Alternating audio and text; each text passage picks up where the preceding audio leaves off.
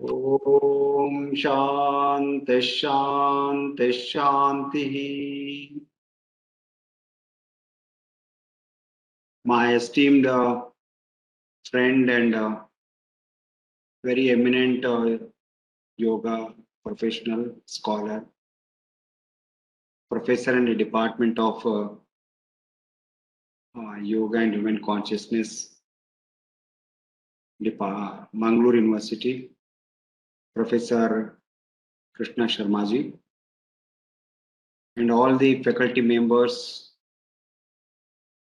eminent scholars, panelists, student friends, and yoga enthusiasts joining this webinar through various social media platforms. My pranams, namaskar to you all.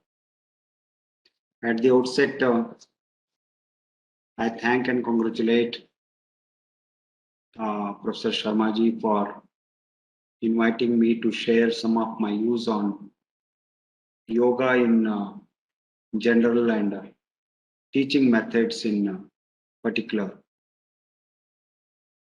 We have shortage of time. I don't want to take much time in preambles. However, I consider the contribution of Mangalore University since its inception, starting the master degree course and maintaining the standards and contributing for the promotion and development of yoga in its own way. It has the potential, it should grow further. It's my best wishes. Anything from our side, I feel it is our privilege to provide any of the technical or administrative or financial assistance from the Ministry of Ayush, Government of India. Let me go to the silent features of yoga.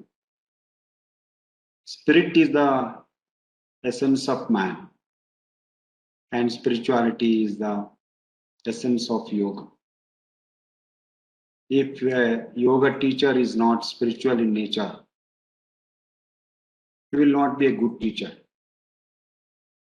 And a teacher is not following the spiritual path, whatever we are giving to the students in yoga, it just is another subject, not yoga. Yoga is a different subject.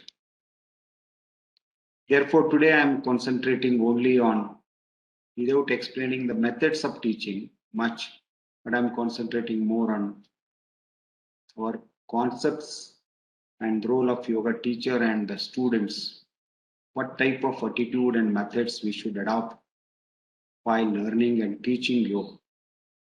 Therefore, always I emphasize, we are in the Ministry of Ayush, we talk about health. Health will not be completed without the spiritual aspect or dimension. You all know yoga is a darshana and it is a subtle science. It's not only simple empirical science. It's an art of healthy living from the ancient time till today. It brings harmony in all works of life. It starts with a micro, the cell within the cell, cells and tissues, tissues into the organs like this, from individual consciousness to the universal consciousness, that is macro. Journey from the micro to the macro is the yoga. And all you know that if yoga sadhana or the practice doesn't have the impact on our mind and emotions, and there is no meaning. Any other physical activity bring changes, physiotherapy or gym or any exercise will help us to build a very fit body. But yoga is mainly for the mind. And then through that, we will also take care of the body. The second one is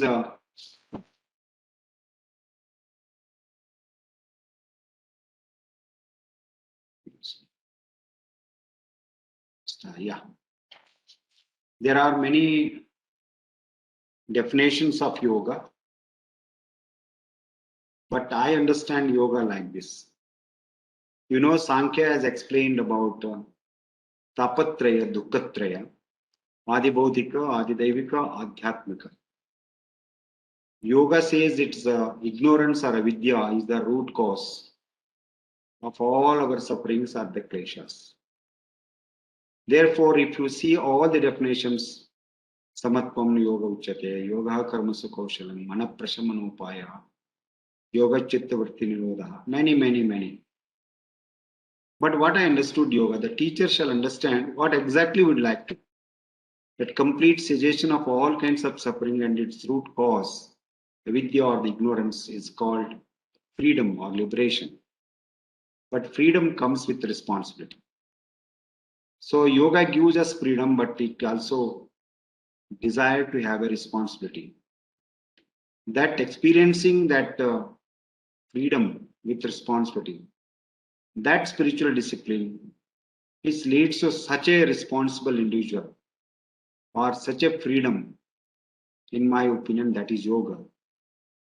In my opinion, a teacher is one who is spiritual in nature and enjoy the freedom of thinking, freedom of doing with wisdom and also with responsibility. So this is the base of our teacher or teaching methodology.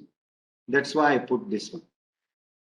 In Ashtanga Yoga, while teaching, there are many kinds of yoga: Tantra Yoga, Laya Yoga, Hatha Yoga, Kundalini Yoga, practical aspect, the philosophical aspect, Jnana, Bhakti, Karma, Dhyana, as envisaged in Gita. Various kind, but let us only confine to today the Ashtanga Yoga and some of the practices of Hatha Yoga, which we mostly follow in the practical. I make three categories. Yama Niyamas I am taking as a prerequisites. How must a teacher follow these and acquaint the mini siddhis as explained in the Yoga Sutras. Ahimsa pratishtaya tat sannidha vairanashaha. Like this Satya pratishtaya, Brahmacharya pratishtaya. So every sadhana gives him some powers. A teacher is one who practices them and gives these powers and transform. That's why I'm always putting these are all restraints and observances to be followed.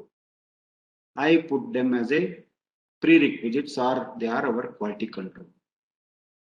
Then the combination of asana, pranayama and pratyahara. In Gheranda Samhita and other texts also pratyahara practices are being envisaged. How beautifully you combine this. Take the person to concentrate, then the job of a teacher is over. Then the student journey starts with dhyana. Dhyana one cannot teach, it happens. A teacher draw a methodology to take the student with these quality control or prerequisite yama-niyamas and make him to practice asana, pranayama, pratyahara according to his psychophysiological nature and take him to the state of concentration. Let him continue and share his experience so that he can go to the higher aspect. Here in the entire yoga, we do follow, this is one of the slide I share in the methods of teaching. Yama niyamas, many people are, oh, you follow yama, satya. You always tell truth, don't do any violence. That doesn't make any sense. Are you creating any models? Are you incorporating your yama niyamas while teaching yoga? Suppose I am doing Ardha Matsyendrasana or Chakrasana. Are you following yamas, ahimsa? Are you following truthful to your body? All these things has to be envisaged in the sadhana itself. Then slowly it will come in our daily life. Then whenever there is a body is toxified with imbalance in the humors, vata, pitta, kapha, Shat karmas are proposed, Gata Shuddhi, then Mana Shuddhi. These are the two purificatory processes. That's why Patanjali in the beginning say Ashuddhikshaye. Jnana Dipti, Viveka Khyati. These are the three important terminologies he used while introducing Ashtanga Yoga. Then with Satkarma, we start with Yuktahara. Yuktahara for the worldly life, how to eat well. Then Yuktahara for the healthy life, but I want to have a yoga life. Mitahara is for the yoga teacher or the yoga student. Unless you don't get into the Mitahara concept, I cannot produce a good student of yoga. That's the one thing. Then you must know how it works. The cleansing practices purifies. The beautiful combination of a protocol of asana, pranayama, and dhyana, what we see in our common yoga protocol, has the most important impact on two systems, the endocrinal system, then both nervous system. One is autonomous and the other is central nervous system. That leads to mind-body coordination. When mind-body in coordination, this calm, relax, and refresh. And that leads to health and harmony. So I will explain how it can be achieved while doing the asana, pranayama, and dhyana, while giving you the benefits and outer methodologies. Then are you able to see these results? So today a person has come to me, and after 28 days or 4 weeks of sadhana, have you seen anything in positive in terms of health, physical, mental, social and emotional levels? Because it happens when stress reduces, metabolic activities, etc., becomes optimum. He is in the state of relaxation always, that brings the mindfulness. Then teacher will motivate him, guide him, follow the principles of yoga. This I follow in my teaching. Purification, diet modification.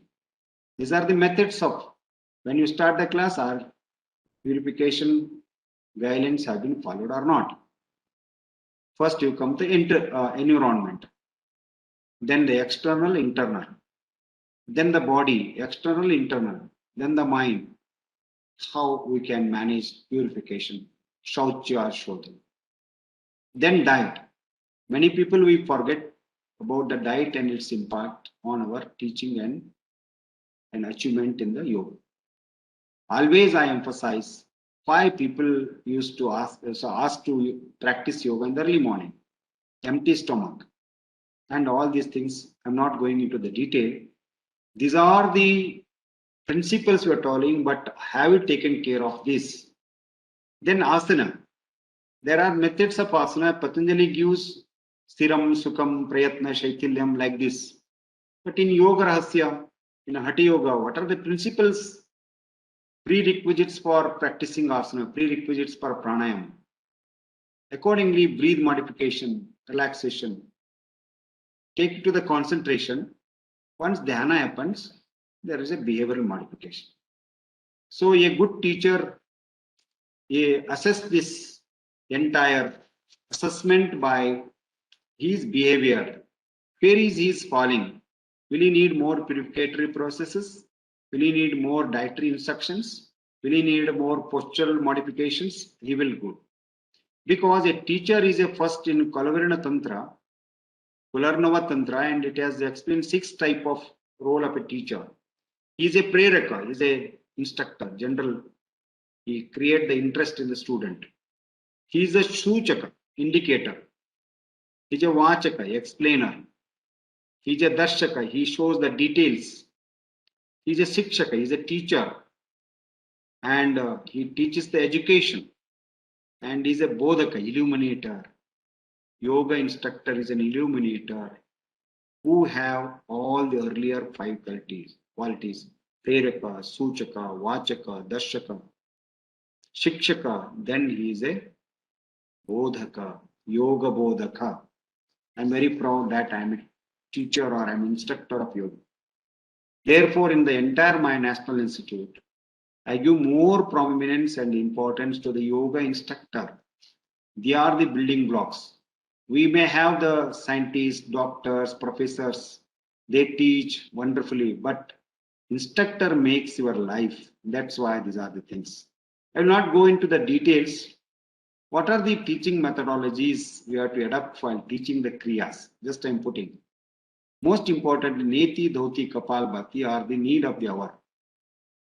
Why Neti? Many people will go in the text. You just see there are 5 aspects in doing kriya. One, how best you are using the air, the pure water, not mixing with any medicine, and the cotton cloth. Manipulation techniques. You are moving the abdomen in Nauli, in Kapalbhati, and the impact factors. So these are the 5 things we have to take care in developing the methodologies, and each circumstances have the different methodologies. So in Mangalore University, teaching Kriya is different. It is in the seashore is there. In Delhi, it is different. Delhi in summer, it is different. In the winter season, it is different. So accordingly, we have to develop the various teaching methodologies. Then you have to know the, just I will skip some of the slides. While teaching, many people do not understand simple anatomy and physiology. While doing Kapalbhati, emphasis will be more on giving the abdominal movements. But are you feeling the frontal sinus or not? How a teacher adopt the methodology to teach Kapalbhati? Then the principle is Samam Kaya Shirogriva. Broader the chest, then the diaphragm went inside. If we expand the chest, the diaphragm inside. Then only push and leave the lower abdomen. Then slowly relaxing, and you are feeling the impact of the Kapalbhati strokes on the frontal sinus or between the eyebrows first, then slowly. Then how will assess that? These are the important factors, just I am showing it. Many people do practice Surya Namaskara, but Surya Namaskara is not in any yoga text, but it's an integral part of our yoga sadhana. Here the individual asana, how you teach, then how you combine the 6 or 7 or 8, depends upon your arrangement. So 1 or 2 asanas we can include or exclude, like Ekapada Prasaranasana. Some people Dvipada Prasaranasana. Some people omit the Sastanga Pranipatasana. So it depends upon, there are Gayatri Namaskara, Surya Namaskara, Hanumana Namaskara. So what is the purpose of these Namaskaras? That is there. Namaskara means I am doing the deity, I am saluting the deity, like Surya, Hanuma, Gayatri. Then there is a system. You have to understand it. That is that orient our mind towards that concentration of mind, how to channelize the energies in our chakras and bring the mind in stability. You have to adopt the methodology. Then comes to the asana. Last word is important. Are you cultivating, or your practice of asana cultivate the awareness, and it brings relaxation and helps for concentration? That methodology you adopt. I'll come back to this slide. Then what Patanjali says, Thiram, Sukham, stable, comfortable. Prayatna Shaitilya, Ananta Samapatti. Then Asana Pratishtaya, Tato Dvandvana Vigadaha. So these things will be achieved. Then we have to go for the various yoga text elaborately. What is the method? Have you developed the vinyasa according to Yoga Rahasya? Are you following the Swasa Krama? Then where is the drishti in each of the vinyasa? Then what is the sthiti, final position, and in the final position where you have to put your concentration. Then Vishranti, relaxation. Time is very short, I will rush up. So each one I will develop the methodology and giving the general instructions. So just I am putting, and I use the science. So gravity, center of gravity have lot of impact on our body. Where is your center of gravity? Navel. Navel plays an important role. While stretching up, while bending forward by lateral bending, line of gravity and center of gravity varies in different postures. Are you bringing alignment or not? Once I mentioned the principles, then the methods, then the science. So then movements take place in the 3 different planes around the edges that you have to take care of all these things. So that's why the yoga therapy students must know kinesiology and biomechanics, etc., for the wonderful teaching. So ultimately, Shavasana I built because the central gravitation force is minimized. Once you experience it in Shavasana, are you able to bring that in Shirshasana, in Chakrasana, in Ardha Matsyendrasana? Then you are successful methods of teaching so that is the purpose. Or your asanas, etc., showing some wonderful results. I am putting up some of the research papers. Next comes the pranayama. Before pranayama, why you do pranayama? Patanjali says, dharanasu eva manasa. How it brings? Asana with a healthy respiratory system, you are having a healthy breathing practice. That leads to healthy lungs, lungs to the heart to the vagus, healthy vagus function. Vagus, that is neuron that it emits, that is called the prana. Prana in the different frame of reference. Then prana to the mind, it is in the different frame of reference. That impact of mind is on prana, prana is on our brain functions. But prana is in the subtle layer, not in the body. If you understand it, how to connect, is your pranayama is able to connect your mind, then your pranayama is correct.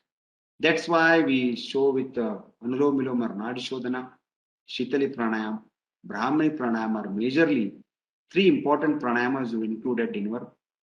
So if you want to do Kumbhaka, Jalandhara, Uddiyana, and you have to do it.